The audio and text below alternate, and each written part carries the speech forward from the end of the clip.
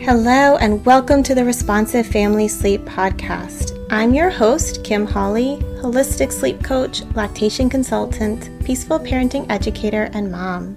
If you've ever felt overwhelmed by all the conflicting sleep info, frustrated with sleep information that just plain felt wrong, or searched desperately for a truly gentle and responsive sleep approach, then you are in the right place. In each episode, we'll be answering your most pressing baby and toddler sleep questions, busting those sleep myths, and helping you understand truly developmental, biologically normal baby and toddler sleep, plus encouraging you to trust your intuition along the way. Let's get started.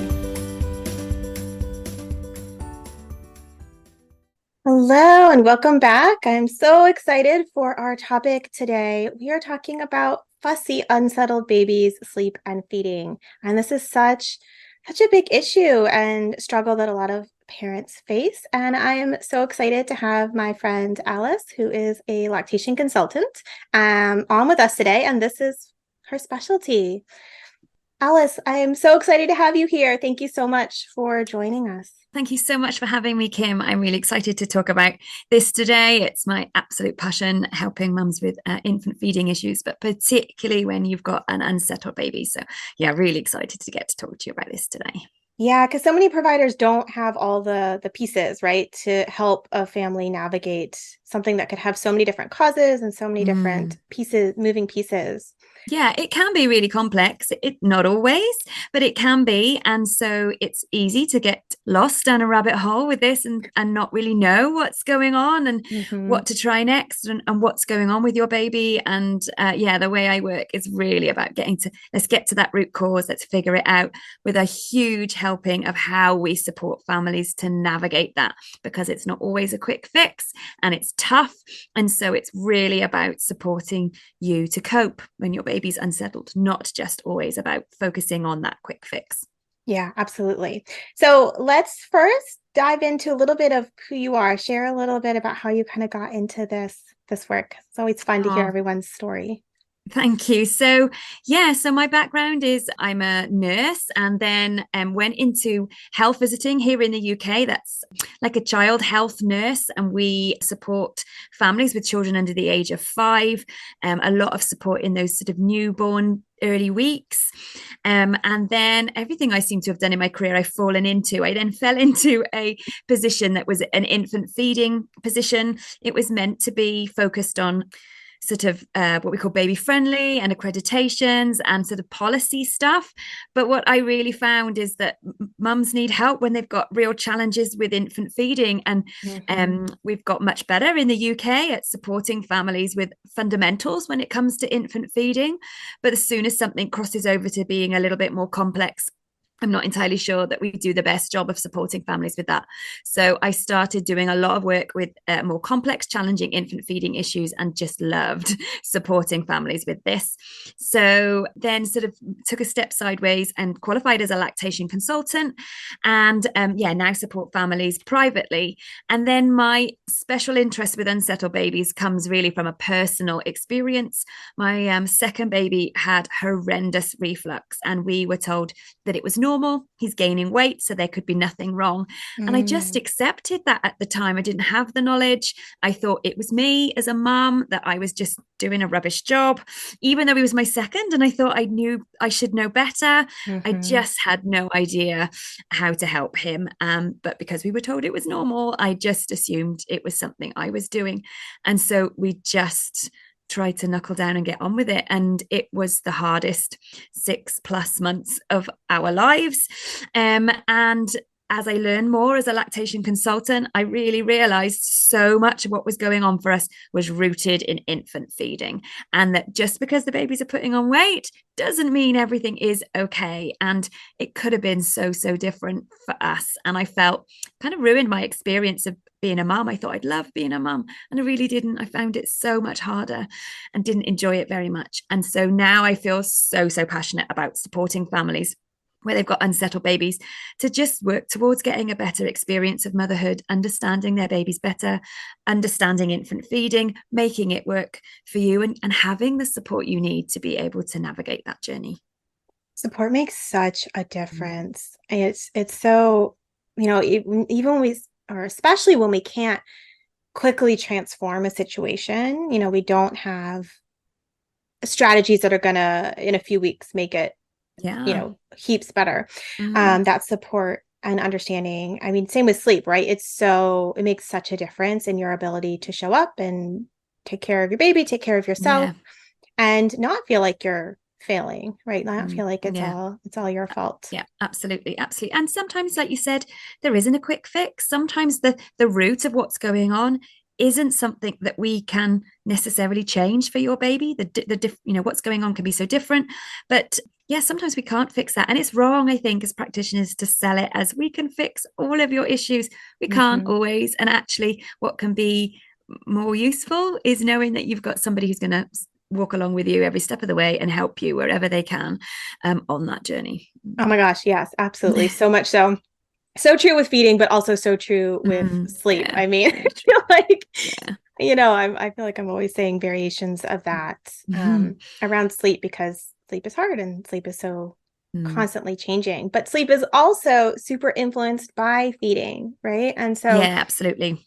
there's such an interconnection, even with like um, a baby that doesn't have feeding issues. Sleep and feeding are interconnected, but add on a baby that has some feeding challenges or just comfort related to feeding. And it's just a whole different thing because babies, they don't sleep well if they're uncomfortable. And, No. the number of clients that I've had of families that I've worked with who their pediatrician has been like, oh, your baby has reflux, but that's not going to affect their sleep. That's not why they're waking. So just sleep train. And I'm like, what? Your baby Mm. is in so much discomfort. Of course that affects their sleep, like that's kind of just humans. We don't sleep well when we're uncomfortable. No, all of those things massively impact sleep, and all of the things that can cause your baby to be unsettled. I think they probably all impact sleep in some way, and Mm-hmm. if not now, possibly in the future. And certainly, yeah, little babies, they can't communicate to us why they feel uncomfortable, and so that is, yeah, and it impacts them all the time. Sometimes we forget that, unsettled baby in the day doesn't just stop overnight, and thinking that won't impact their sleep isn't correct at all. Definitely it can, and so many reasons, things that can be going on with infant feeding can have a knock-on impact on how your baby sleeps, how safe they feel to be able to sleep, how comfortable they are. Lots of links here. Absolutely. So we have an unsettled, uncomfortable, fussy baby. And there can be so many different reasons why. And I know with my clients, and I'm sure with yours, talking about how there's so many different overlapping symptoms and so many different really common causes that lead to these really unsettled babies. So let's kind of talk through Mm. just some of the big ones that tend to create a lot of struggle Yeah. around feeding and Okay. upset babies. Okay. So yeah, you're right. There are lots of things that can impact why a baby's unsettled. And I think it's really important to know as a parent that what's the case for somebody else is not always the same for you and your baby, that Mm-hmm. the history makes up big difference of this, and things that are really important are things like, your pregnancy, your birth, your early weeks, your family history. So many of different factors will impact what's going on for your baby. And so I'm a big sort of advocate of saying what a cookie cutter approach does not work here, because we have Mm-hmm. to understand what's going on for you and your baby, and add into how you want to parent and where you want to be, how you want to feed, all of those things. But the most common things that I support families with, that I see that impact babies, are things like reflux, colic, two huge things that will massively impact how comfortable a baby is. We'll just tackle this elephant straight in the room right now. So reflux is normal. Reflux is a normal physiological process. Babies get reflux. It just means something coming up a pipe the wrong way. Babies are having a liquid diet, totally normal. That's what they should be having. But sphincters, their tummy, all these things, they're not fully developed yet. And so the processes of how this work just aren't fully developed. And so it happens that milk comes back up. Actually, we think it's a protective factor here. Breast milk's full of immune protection for babies. We actually think it's designed that way, that it comes back up because it gives the esophagus a second coating of all that beautiful immune protection. So it's kind of designed to happen. But what's happened here in our society is reflux has just been used for an overarching term to describe a whole host of symptoms that don't just relate to a normal physiological reflux. So if your baby's bringing up a bit of milk, sort of after a feed, sometimes spitting up a bit of milk, but it's not bothering them, it's not causing them any discomfort or distress, if they're relatively settled quite quickly with a cuddle or a little feed, it's just normal physiological reflux. And sometimes how we feed, sometimes how we care for our babies can make a difference here.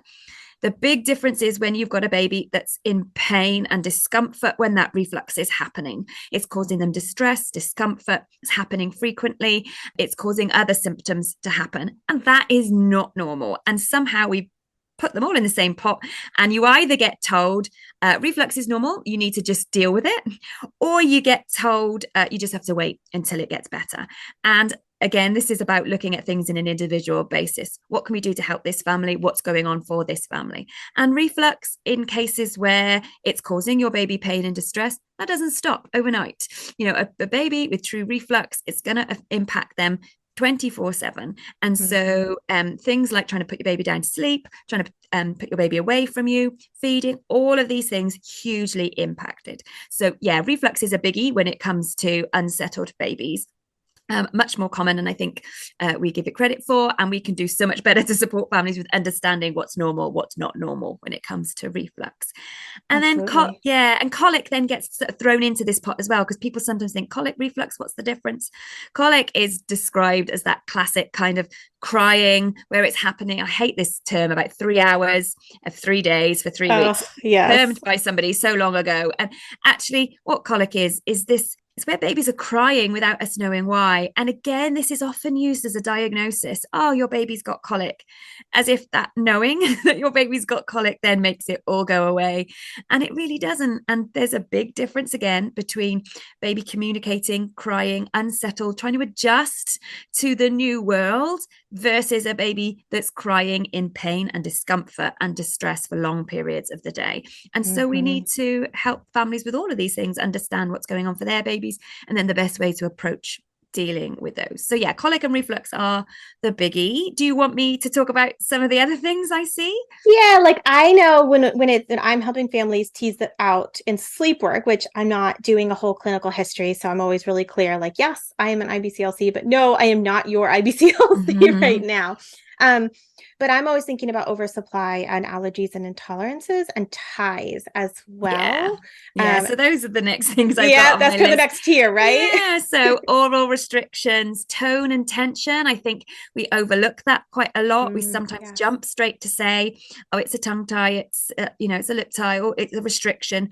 But actually, tone and tension, birth interventions massively impact how your baby is able to feed, and sometimes they mimic oral restrictions. And so if your baby's got pressure on the nerves, they all go through the the back of the head and impact the tongue. If those aren't working properly, if those nervous information isn't getting transported properly, then it will impact how the tongue functions. And this can mimic that, oh yeah, your baby's tongue's not moving properly, but we need to be really cautious here. Is that related to tone? Is it related to tension? Is it something that's happened in birth? Is it something with some work we can fix? Or is this a true oral restriction that needs identifying correctly and then addressing? Yeah. So yeah, absolutely. Tone, tension, oral restrictions. And then feeding, other feeding issues such as oversupply. I would say undersupply here too. These symptoms do all overlap. And so babies that maybe aren't getting enough milk, aren't feeding well, effectively transferring the milk for whatever reason, these symptoms look really similar. And yeah, oversupply, allergy, really, really can cause discomfort in your baby's gut, impact their ability to feed effectively, and cause them to feel really unsettled and uncomfortable. I had oversupply with both my kiddos, like significant oversupply. So when my daughter was born, she's my youngest. And I don't know, she lost like 7% of body weight. I think it was a decent amount of fluids from being induced. The nurse comes in the second day, the postpartum nurse. She's like, now she's lost almost 7%. Do you want to start pumping? And I'm like, no. And she's like, are you sure? I'm like, yo, Yes. I'm a lactation professional and I know my lactation history. I am super prone to oversupply. I was like hand expressing while during the induction, try to avoid Pitocin. So like there was like colostrum all over Ready before there. she was even born. I'm like, I could like probably squirt some colostrum at you right now. Like, she is latching Oh, well. I do it's not need to pump. it's very, we don't talk about oversupply very much. And I think that, not having enough milk, we talk about that a lot because it's a big concern if your baby's not gaining weight. And it's almost like the flip side, if your baby's gaining weight really well, oh, why are we worried? This was precisely the issue I had with my second. Massive oversupply, huge weight gain, uncomfortable, unsettled baby. It was definitely one of the root causes of his reflux as well as all of his discomfort. But because he was gaining weight and everybody said feeding was fine, I wasn't an IBCLC at that point, and I just thought, right, fine, feeding feels comfortable, he's happy. But yeah, managing that would have made a huge difference to how comfortable my baby was. And it's so funny, right? So my oldest, he was 8 pounds 10 ounces at birth and 15 pounds 3 ounces at 2 months. Wow. So I had a huge oversupply with him and he didn't have any discomfort. It's so interesting. Like he just nursed and spit up what he didn't need. And he was a huge comfort nurser too. And I'm like, look back now, I'm like, that's kind of shocking that you were more uncomfortable, little guy. Yeah. Like you. But doesn't it just show like how you have to look at it on an individual basis? Exactly. So sometimes people might have an oversupply and their baby might be gaining weight and doing really well. If it's not causing them any difficulties and if it's not causing you any difficulties as a mum, then we don't necessarily need to do anything about it. Whereas, we might not recognize it as oversupply, but if those symptoms are all there and the baby's gaining weight and they've got gastric discomfort, then maybe we do need to do something about that. So we have to look at it on an individual basis of what's going on for you and your baby. Absolutely. So I think have we touched on all, I think we've touched on all the sort of common. Yeah, so yeah, you're right. Oral restriction, latch issues, ineffective feeding, all of those things I would put into that. That's what I get asked the most about. That's what I see the most as being root causes of unsettled babies. Yeah. So, I mean, high level, because I know this is a big question and a big topic.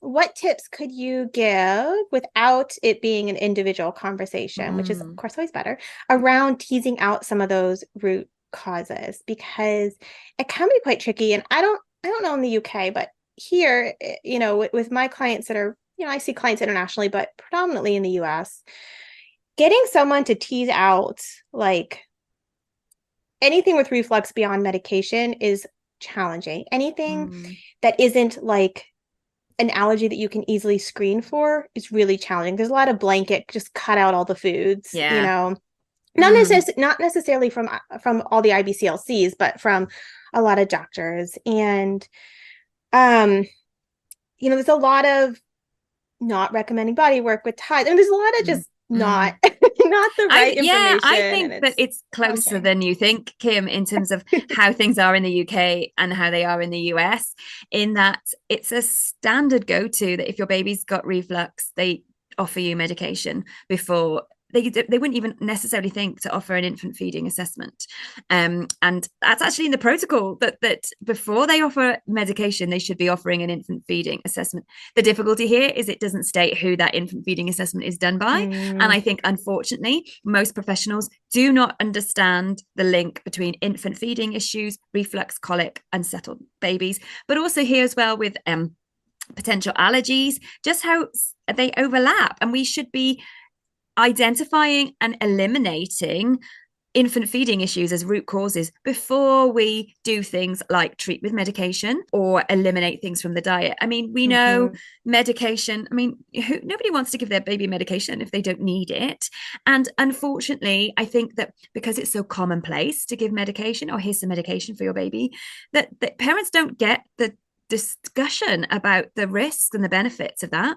They're not even often told the side effects. And if you look at the side effects of lots of the drugs to treat reflux, they cause things like unsettled behavior, colic, gas, vomiting, nausea, diarrhea. I just think, how on earth are you going to know whether your baby's unsettled because of the reflux or because of the medication that you've given to treat the reflux? And they have some quite long-term side effects that are quite concerning, actually. And the evidence behind them is really not great. So there's not a huge of strong evidence that says they make a big difference. So I think we should be being more aware of that and giving parents the discussion about it so you can make an informed choice about whether that's the right thing for your baby. But I also think quite strongly we should be helping identify things that could be infant feeding related, because then we won't need to go down that route at all if we can help it. And this is the same with allergies. So quite often parents are told, oh, just cut dairy out. Well, yes, we know that when babies are reacting to a food protein, in most common cases, it is dairy, but it's not the only thing that they could be related to. And what about, an infant feeding history? And taking things out of a maternal diet, it just makes breastfeeding even harder. And we know that the research shows us that if we take food proteins out, it increases the risk of a baby actually being allergic to those, because they're not getting exposure to those food proteins. So they can't build tolerance. Their immune system can't start to accept those as being okay. And so we don't want babies that are not allergic not having exposure to those proteins. So it shouldn't just be here's some medication. Oh, just take dairy out. Because actually there are other things that we need to consider when it comes to those decisions. So yeah, I think this is about starting at the beginning with each individual family and saying, okay, let's look at infant feeding. Let's take a history. What's gone on in your pregnancy, in your birth, in those early weeks that could be impacting why your baby's unsettled. And let's address those potential issues before we make a big decision about doing things that could impact your baby's health. Yeah. And I mean, the family history matters too, right? Like just looking beyond the pregnancy, like did the parents have any related issues? Yeah, absolutely. Like, does everyone in your family have a problem with dairy when they're young? Or like, I know I think about this with when I'm referring out for red flags around breathing. Like, do you have a lot of people who have some sort of disordered breathing thing going on? Did everyone get their adenoids and tonsils out? I mean, obviously that comes and goes with how quickly people are to do surgery, but those types of things. Yeah. Looking at the family history makes a big difference. Yeah. Definitely should be part of the puzzle. And context matters, right? Like my good friend's kiddo was so dairy and soy, like through her milk, was so reactive. And 48 hours after taking them out, boom, totally different baby. And it was just like one of those where, it made such a difference. But if it hadn't, right? Yeah. Then I would have been like, you need to go out beyond. I think the difficulty here is that we're on that quick fix look, aren't we? Of course we are. We want our baby to be more comfortable. We want our baby to sleep so we can have sleep. We want feeding to be fine. And so we're trying to search for the things that we're being told. So when you're told, oh, here's a medication, here, this will make your baby better. Take dairy out of your diet. It'll make things better. Of course, we're just going to quickly do that. But sometimes when we don't understand what else is going on for our baby, that's what can lead to huge feelings of overwhelm, because you've done what you've been told. I've given my baby reflux medication. I've taken dairy out of my diet. Oh, this isn't working. My baby's still unsettled. It must be me. Maybe I'm doing something wrong. Maybe I should stop breastfeeding. Maybe I need a different medication, more medication. And sometimes it causes you to feel more confused, and you're given conflicting advice about things. And actually what we need to do is strip it right back and say, okay, let's take this one step at a time. Let's go back to the history. Let's see what we're looking at. Let's sort out infant feeding. Where can we improve things? What can we need to address? And also because the process of that helps you eliminate things. Like if you're going through this process and you've taken dairy out and you're giving your baby a reflux medication, and then we look at infant feeding and say, hang on a minute here, your baby's got oral restriction and it's really impacting how they're feeding. And then we address that and feeding gets better. You can add dairy back in and you might think, oh yeah, my baby's not reacting to that anymore, because actually they weren't reacting to it in the first place. It was a symptom of something else. And so that's why I'm such a big fan of really just doing things in a really logical step. And that doesn't mean quick, but that it does mean that you understand things better. Yeah, and I mean, oh my gosh, better to find the more feeding Mm, biomechanical supply stuff than to be cutting so many foods out of your diet. And yeah. I mean, you get on Google, which is terrible for this kind of stuff. And it's like, it's this food, it's this food, it's this food. And it's like, oh my God, like you're Mm, gonna so restrict people's diets that way yeah. if there isn't cause. And sometimes there is cause to cut foods out, but like it's not gotta Mm. kind of do your due diligence before jumping to cutting foods Yeah, out, absolutely. And I think that it's really key as well. It's hard to breastfeed. I mean, we talk about it as being wonderful and natural. Yeah, it is, and it is wonderful. But gosh, it can be challenging at times, and you're doing a lot as a mum, and so you start just cutting out your diet and not being able to just grab something to eat. You're making it even more challenging for yourself, and we have to be mindful of things like the calcium, the vitamin D that you need in your diet. So it's not a oh yeah, just take it out and it's all fine. We have to consider the impact of that on you as a mum, your emotional well-being, your ability to care for your baby and successfully breastfeed. So it needs more support than just take dairy out and it'll all be fine. Exactly. Exactly. I mean, I think that really leads into the last big topic I wanted to chat about with you, which is that overwhelm piece, right? I mean, being a new mom, being a new parent is overwhelming. And then throw on top of that, just like normal transition to parenthood Yeah. overwhelm, an unsettled baby, and you can't quite figure out what's going on and why they're so unsettled and why they're so crying so much and what's normal baby behavior and what's not and what are you Yeah. doing and what should you be doing. And I know that Mm, you have a love for this piece of yeah, the puzzle. absolutely. I think that some things are really key here, and you said it brilliantly. It's about being able to understand what's normal and what's not. And somehow I think that message has got quite muddled in that, Mm-hmm. a baby that's a bit unsettled and crying, babies that are fussy in the evening, it must be something that's wrong. And it's not always something that's wrong. Babies are unsettled for lots of different reasons. And all babies have different temperaments. We're not all the same. Why do we expect babies to all behave in the same way? And, their arrival in the world, their early weeks massively influences how they feel, what's going on with their nervous systems, how well they're able to respond to that. When they get into fight or flight and feeling like they're not safe. And so many of these things are just biologically how babies are programmed. And so, yes, helping families understand what is normal is a big part of that. And I think that as a parent, in terms of trying to deal with the overwhelm of that, it's about finding the confidence to drown out the noise. There's so much information out there, which is incredible. We're so lucky that we've got so much information at our fingertips, but that hugely creates overwhelm because somebody tells you, oh, it's because you're breastfeeding, it's because your baby's got an allergy, and we start to question everything and listen to everything, and it overwhelms us. So we need to learn how we dial that down and Mm-hmm. where we get our information from. Who are we taking that information from? Are they knowledgeable and a professional in this area, not just somebody who's been told, oh yeah, I tried this and it worked for my baby.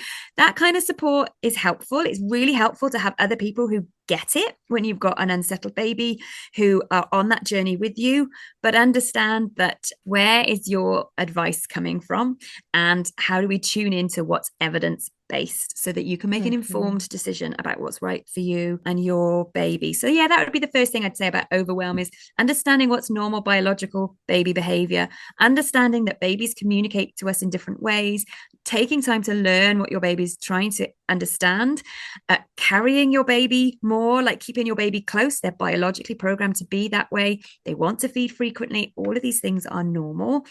But Yeah. also when things start to feel like something's not right, where you get the right advice for that to help you move forwards. Yeah. Oh my gosh, it's so much the same with sleep, isn't it? I mean, just Yeah.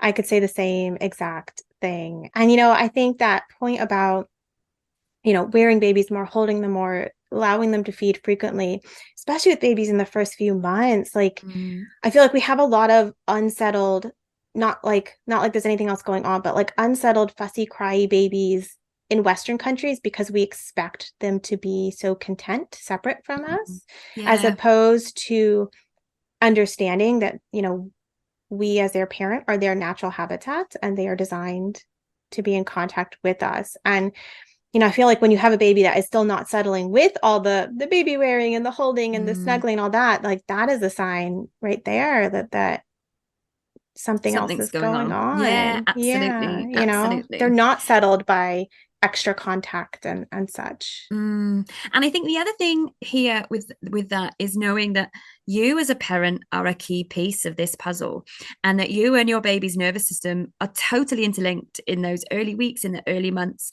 And so it's designed that when your baby is unsettled, it unsettles your nervous system, and we're on high alert to something's wrong in my baby, something's wrong in my baby. But that then feeds back. And so when we're feeling overwhelmed and dysregulated and stressed out by our baby being unsettled, we can't lend our calm and our calm, regulated nervous system to our baby to help them.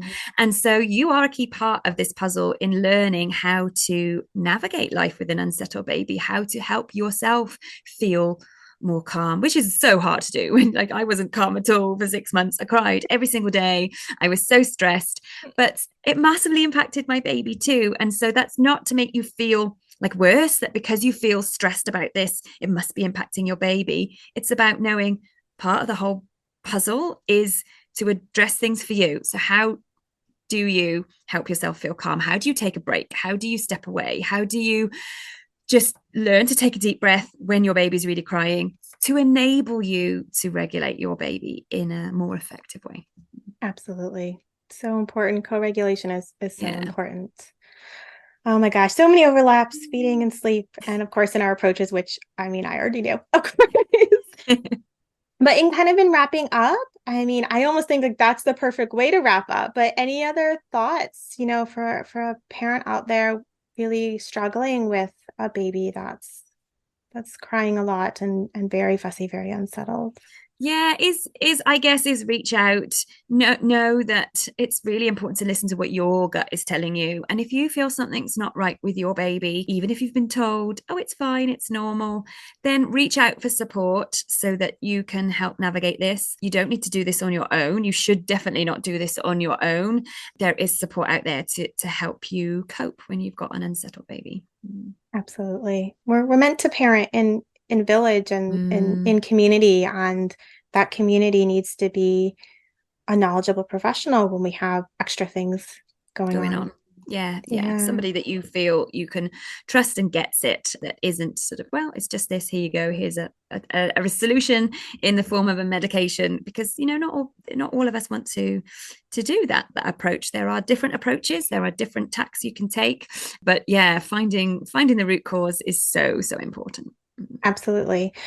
Well, Alice, I love this conversation. I always love talking with you, which is why I was like, come do an episode with me. But where can folks find you and your work? And I will put, of course, all the links in the show notes, but tell folks where they can find you. Thank you so much for having me. So I am Baby et al. UK on Instagram and Facebook. It's a bit of a play on words, babies with Alice et al, meaning like with all, trying to develop a community for parents with infant feeding, unsettled babies.